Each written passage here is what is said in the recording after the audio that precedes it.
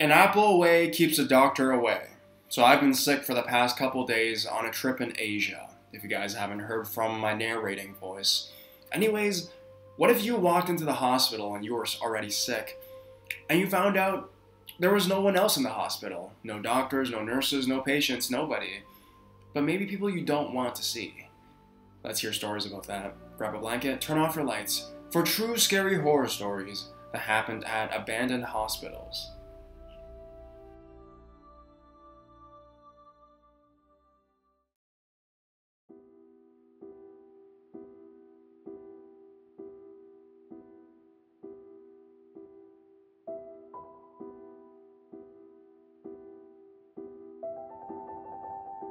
Don't follow the mold. Abandoned buildings are amazing. My mother studied historical preservation in GA, so a love of dilapidated and abandoned structures is in my blood. When you pair this interest with my love of photography, you have a match made in heaven, and fortunately, this pairing is seen as favorable by many of my friends as well. As a rule, I never enter an abandoned place myself. This has less to do with caution or fear. As a stocky, bearded 22-year-old male, I don't often fear for my safety, but it's primarily for physical safety reasons. When a structure has been left to rot for X number of years, there's a decent chance that you go through the floor if you're not careful. Where I live, in southwestern Ohio, there are a great many exploration opportunities to be found, especially if you take 15 minutes to cross into Indiana. In Richmond, on one of the main strips before you hit the center of the city, there is a massive hospital that has been abandoned since the early 2000s. I had known about the location for ages, as my grandfather had stayed there before its close during his battle with lung cancer. Last year, I finally found the time and the energy to drive out with my friend Luke to check it out. We got there around 2 p.m., which gave us roughly 2 hours before dusk would begin. For pictures and for safety, we had agreed that daylight was a must for this expedition. Upon entering the hospital, it became immediately clear that we were far from the first people to ever visit. The entire place had been gutted, and there was graffiti everywhere. The walls sporting comforting phrases like, "We're watching you," and "Leave my house, now." The bulk of the trip was uneventful. We got some great shots and covered some of the primary hospital wings, steering clear of the psych wards and cancer centers. As we gradually made our way to the stairwell to each new floor, we began to notice a pattern. At each landing was a door, and each door had been propped open by a massive wedge of cement or other debris. The doors were shockingly heavy, so we assumed roving graffiti artists and vandals had opted for easier floor access. Granted, it seemed odd, but we didn't think much about it until we were on the 7th floor. I was in one of the old bedrooms getting a shot of some curtains while Luke stood in the doorway. Suddenly, a massive boom sounded from one stairwell we had come from, causing Luke and I to jolt upright. It sounded like it had come from below us, like one of the doors had suddenly slammed. The problem was that none of the doors could have slammed, at least not on their own. Not only were they separated from the doorframe by massive chunks of debris, but they were far too heavy to have caught wind. The only way a door could have slammed was if someone had stood back, held it fully open, and then let go. Not a behavior that one would normally engage in without purpose. After a few seconds of staring at each other with saucer eyes, we decided it was time to go. This meant finding another way down, as our previous way was currently occupied by someone or someones. There were these little green arrows spray painted all over the building, and on a gut decision, we decided to try and follow them. The ones on this floor all had the word exit written above them, so we felt good about it. It wasn't until we had been following the arrows for 5 minutes or so that we realized that wherever they were taking us, it wasn't out of the building. In our fear and desire to leave as quickly as possible, we had neglected to realize that the arrows were taking us deeper into the center of the building. Windows were becoming less frequent, everything was darker, and everything was damp. That was the weirdest part, how damp everything was.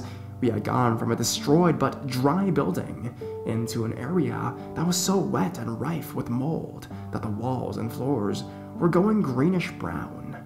We never found out what was at the end of the path, or who was leading or pushing us there. After turning back, we found an emergency exit in the corner of the end of the hallway. We were able to climb down and escape from it. We never saw anyone, but we're sure they saw us. The hospital was mostly windows, which means that literally anyone looking out would have been able to see us coming and going. I'm glad we didn't go further into the dark, wet areas. Who knows what would have been waiting us there, but surely it wouldn't have been anything good. The door, the spray paint directions, it all seemed too sinister and intentional to be anything like an innocent vandal's prank.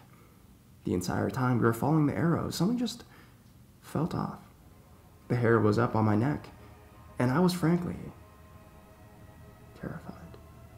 So, whoever decided to stalk us and try and trap us in the abandoned hospital, let's never meet. Ever.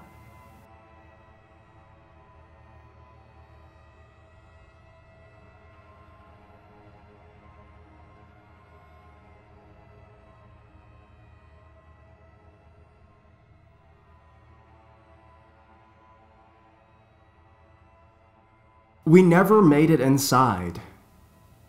I have been a long-time reader and decided to make an account to share this story with all of you, not simply because it has stuck with me, but because I'm sure that you will have a few great hypotheses about what happened to me that night and who it was exactly that I encountered. It started several years ago, my and my friend's interest in urban exploration. I was a junior in high school at the time, which was when everyone started to earn a lot more freedom, so we took the chance to be out late whenever we could. Now, keep in mind that I live in a major city in central Colorado, so the nightlife is never lacking. We could always find something to do, and we're especially drawn if there was an element of danger. We wouldn't always plan these trips, but we made sure as hell that if we were going into any old building in the dark, we would have a knife and a flashlight for safety. We never really had to defend ourselves, but we came very close one evening. It must have been around November, because there wasn't yet snow on the ground, but it was a chilly evening, directly across the street from the abandoned hospital, which we have hypothesized is still around from the TB era. It's a hospital that is newer and in use. The two are connected by an underground tunnel, which I can only assume was a way to move bodies without alerting the patients. This is a common feature amongst old hospitals. We have been inside the hospital a few times, but never found anything strange, only the occasional sign of others having been or lived there. Which was piquing our interest that night was the abandoned library next door to that hospital. It was connected, but only by exterior walls. To get inside, you could not cut through the hospital, but instead had to hop over a tall wall and climb a very high fence. A few of us had backpacks containing the aforementioned safety precautions and a couple bottles of water, so nothing too heavy or valuable that would get damaged when tossed over the obstacles before us. A little ways off the road, it was dark if you clung to the buildings. We did for a while before stepping behind a small patch of shrubbery, which we determined was an easy way over the first wall, since the only other way to gain access was by a chained, unclimbable gate at the bottom of a set of stairs facing away from the ledge. Both were parallel with the library, so when tucked back in that corner behind the bushes, no one could see us from the street. I don't believe I went first, but I did not remain behind to be last over that wall. It was just too high up for me to jump and haul myself over, so I resorted to stepping on a pipe jutting out somewhere lower along the wall. It gave me a bit of needed boost, and soon I was up and over, moving into the library's courtyard. Another girl and I waited for our two other girlfriends to join us. Upon an initial glance over of the courtyard, there was no obvious way in. To our right was a dilapidated fountain, which I took joy in imagining spring forward a spray of water from its detailed stonework in the brighter summer months, people laughing and talking with the surrounding trees bringing them shade. Now, however, it had long been in disuse, and the earth at our feet was cold. It was hard. There were no signs of another soul for years, save the 15-foot chain-link fence directly in front of us, separating the courtyard in half. I could tell It hadn't seen the same weather as the rest of the courtyard, because the metal showed no signs of rust. That must be our way in, we agreed, because with a fence like that, someone obviously wanted to keep us out. We hurled our bags over the fence, hearing them clank on the ground rather silently due to the lightness. I was the third over, because I have a slight fear of climbing, and it took me a bit to mentally prepare myself. I made it to the top of the fence in short time, then sat atop straddling it with a leg on either side. I had two girls on the other side in front of me, and one behind me who was telling me to hurry up. I spent a good couple minutes up there, doing another mental preparation and some deep breathing, then climbed down to wait for the last girl. At the time, I was thinking that had been one of the scariest things I've done in a while, because I tend to avoid climbing at all costs. Of course, this is an irrational fear, as I've never even fallen before, but it's that phobic fear didn't even compare to what happened next. The last girl's feet hit the ground, and all four of us split up in the smaller half of the courtyard, looking for any kind of entrance. We decided that breaking a window would be too loud and draw unwanted attention. Not to mention, we could really get cut up, so that wasn't an option. Searching for a little longer, we didn't find anything that looked remotely plausible, until we found a grate near the base of where two walls met. I couldn't believe we hadn't noticed it before, and upon closer inspection the gate was already moved slightly from its resting place, so it would be easy to lift the rest of the way. The smallest and least fearful of our group went first. After moving the grate, there was a small drop down. It was no more than 3 feet down and 2 feet wide, but inside there was another drop down, where we could see into the library basement. We hopped down into the small square landing, only to almost immediately freeze. We looked amongst ourselves, wondering what was wrong. "There's a guy down there," she said. "What? Where?" "I can see his outline," she said. I leaned forward and tried to make out a shape, but it was further down than my line of sight permitted and too dark. "Hello?" she called out. He responded the same, asking who we were. "Just a couple of chicks," she spat out bluntly. What he said next sent chills down my spine, and it was as if I could feel the darkness radiating out of that hole in the ground. All of a sudden, it was very still and very quiet, like that darkness has spilled out and weighed all of us down in that gloomy courtyard. He said, in what I can only describe as a lustful tone dripping with ill intent, "I'm addicted to following the sounds of women's voices." My friend looked over at us blankly, but there was a nervousness underneath, unease. Something in his voice sounded like it wasn't an empty threat, like he wasn't just saying that something creepy to get us to leave or something. She looked back to where he was and said lowly, "That's not cool." The man under that dark earth began laughing manically, and not in the way that a really good actor does, in a way that we could feel his utter insanity hit us like stale air. He looked at each other for what felt like hours in that gloomy courtyard, but I knew it was only for a couple seconds, because we all exchanged without even speaking that we had to get out of there, and now I was not about to risk some nutcase coming after us, even if we did outnumber him. The friend scrambled up out of the landing, and I was never over a fence faster in my life. 15-foot potential fall, and I didn't even have time to think about it. We didn't stop running until we were on the street and halfway down the block, out of breath. I can still hear that laugh. So, guy in a storm drain? Let's not meet.